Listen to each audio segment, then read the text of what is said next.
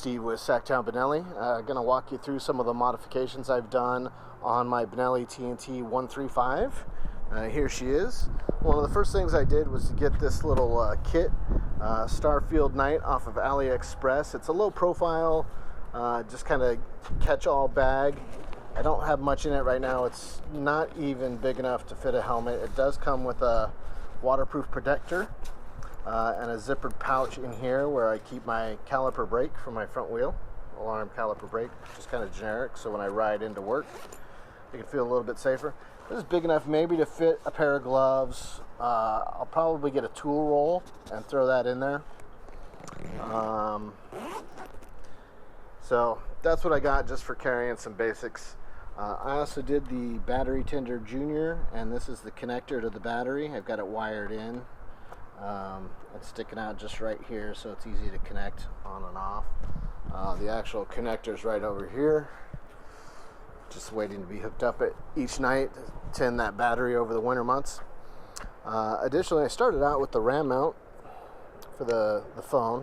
Really liking the mount and how that works. Most recently, I did these Aliexpress gear shift levers, similar to the ones that Eric did with Kraken Garage and Adventure. I really liked his video on that. I even used his trick of the nylon washer and sanding the washer down for the brakes, and then I tightened up this particular bolt because it had a lot of play in it, so there's not the play that used to be in there. Still works pretty well. Same thing on this side for the brake lever. And there's not the wiggle that you get. I really had to tighten it up. I couldn't find a ratchet metric size that fit this bottom thing, so I used a pair of vice grips and held it down and just tightened it with the Allen. But that worked out really well. I like how those turned out. And again, did the nylon washer nut on that side. Credit goes to Kraken Garage and Adventures for that one. I did do the gear shift lever, one piece. I wasn't too fond of the linkage system on the stock one, where it goes, the pivot point goes into the back of the foot peg. That bolt backed out on me one time on a ride, and I was left literally hanging and couldn't shift.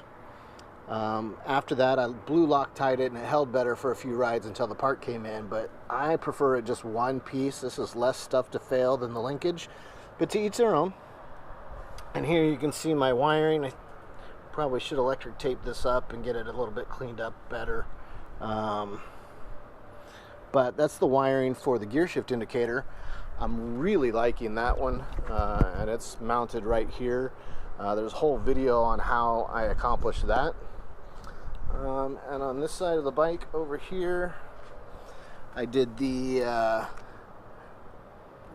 clutch cable bracket and change that out for the red accent colors on my bike.